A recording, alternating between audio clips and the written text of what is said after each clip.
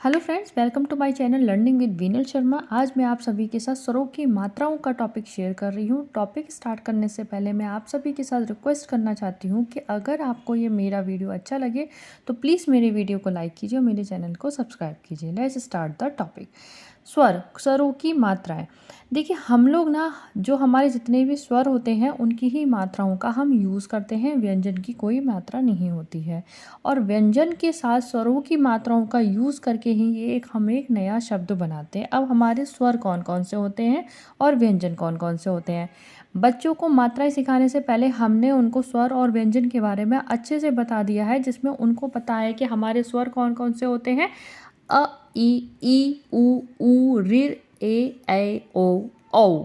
ठीक है, ये क्या होते हैं? हमारे स्वर होते हैं। ठीक है, अब स्वरों की मात्राएं होती हैं। सबको बच्चों को पता है कि स्वर में क्या होती है? ध्वनि होती है, जिससे हम एक नया शब्द बनाते हैं। अब बच्चों को मात्राएं कैसे समझानी है, जैसे यहाँ पे देखिए, ये किसका चित्र है? रथ। ठीक है, र थ रथ। पर होता क्या है, जैसे हमारा अ है और आ है। ठीक है, ये दो होते हैं जिसमें आ की तो मात्रा दिखती है, बट जो आ की ध्वनि है वो हर एक व्यंजन के साथ हम बोलते ही हैं। जैसे बोलिए र, लास्ट में किसकी साउंड आ रही है? अ की साउंड आ रही है। अगर हम इसमें आ नहीं जोड़ेंगे तो हमारा ये बनेगा ru, यानी कि आधा रा। हलंत के साथ क्या आएगा? हमारा रा आएगा। तो अगर हमें इसको पूरा बोलना है तो हम कैसे बोलेंगे? रा। था के साथ किसकी ध्वनि आई? आ की। तो ये क्या है? हमारे ये स्वर हैं।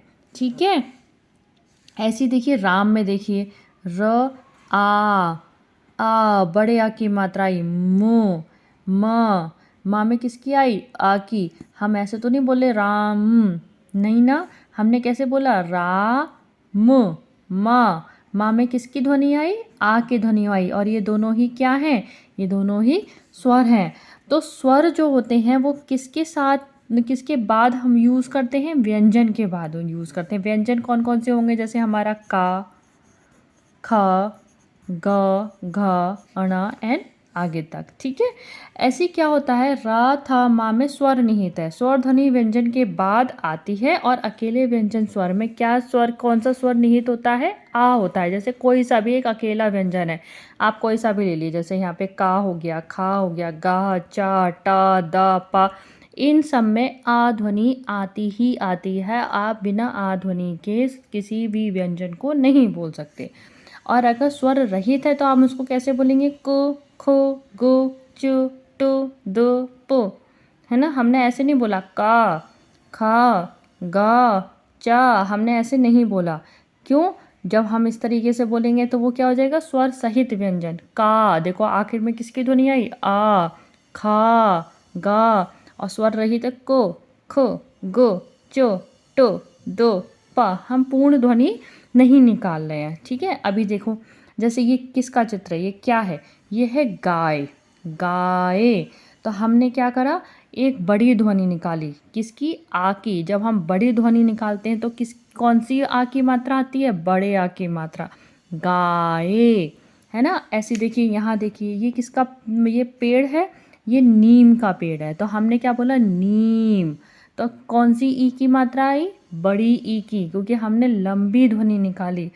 अब बच्चों को हम मात्राएं कैसे सिखाएंगे? देखिए, सबसे पहली चीज़ इसमें आती है कि मात्राएं होती क्या है।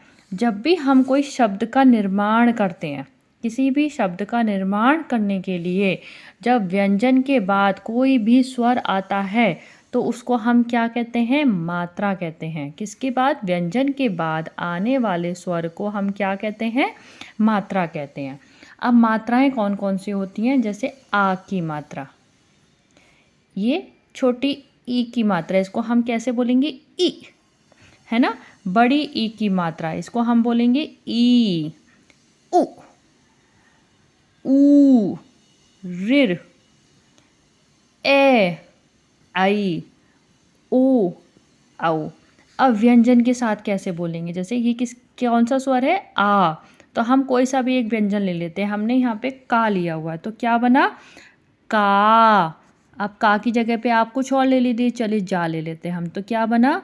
जा। है ना, तो अब इससे कैसे शब्द बनाएंगे हम? कामू, है ना? ऐसे ही दूसरा बनाइए आप, जाल, ठीक है? ऐसी ई, तो क्या बना व्यंजन के साथ? आप स्वध्वनि लगाइए, की, है ना? की। ऐसी दूसरा लगाइए कुछ, गी, है ना? कोई सा भी व्यंजन ले लीजिए, तो आपके ऊपर डिपेंड करता है बच्चे को कैसे प्रैक्टिस करानी है। की, गी, तो क्या बना शब्द? की से क्या बना? कि, या। ऐसी गी से क्या बना? गि, रो, गिर, है ना? नेक्स्ट है ई, तो का में मात्रा लगाई तो क्या बना? की, और क्या शब्द बना? कील। ऐसी छोटे ऊ की, ओ, का में व्यंजन में ऊ की मात्रा लगाई तो क्या बनेगा? कु, और शब्द क्या बनेगा? कुछ भी बन जाएगा, कुमार, कुल, है ना? और भी बहुत सारे बना सकते हैं आप ऐसे। ऐसी बड़े ऊ की मात्रा, ऊ, कू, कूप, है ना? ठीक है? ऐसे ऋर की मात्रा कैसी होती है? ऐसे लगती है नीचे, ठीक है? जैसे यहाँ लगे तो क्या बना? क्र, क्र, कृपा, है ना? नेक्स्ट ए, के, केला, है ना? ए, एक बड़ी ए की मात्रा कैसे लगेगी? दो मात्राएं लगती हैं, छोटी ए में एक मात्रा, बड़ी ए में दो मात्रा, ठीक है? तो कैसे लिखेंगे हम इसको? कैसे, देखो यहाँ पे हमने एक मात्रा लगाई थी तो ये किसकी थी? छोटी ए की। यहाँ हमने लगाई दो मात्राएं तो किसकी बन गई? बड़ी ए की। और सा पे किसकी मात्रा लगी है? ए की, ओनली वन मात्रा, ठीक है? ऐसी ओ की मात्रा कैसे लगती है? आ की, उसके ऊपर एक मात्रा, तो ये किसकी मात्रा है? ओ की मात्रा। तो क्या बना? को। हम कैसे ध्वनि बनाएंगे? को, तो कोना, कोरा, है ना? नेक्स्ट है औ, औ की मात्रा कैसे लगेगी? दो मात्राएं, है ना? कौ, कौन, है ना? कौन, ऐसी औरत, ठीक है? तो ये हो गई हमारी मात्राएं। इस तरह वर्णों और मात्राओं के शब्द की प्रयोग का निर्माण होता है जिनकी सहायता से भावों और विचारों को व्यक्त किया जाता है। आई होप आपको ये मात्राओं वाला टॉपिक समझ में आया होगा कि बच्चों को कैसे कराना है। अगर अच्छा लगा हो तो प्लीज़ मेरी वीडियो को लाइक कीजिए और चैनल को सब्सक्राइब कीजिए। Thank you, bye bye.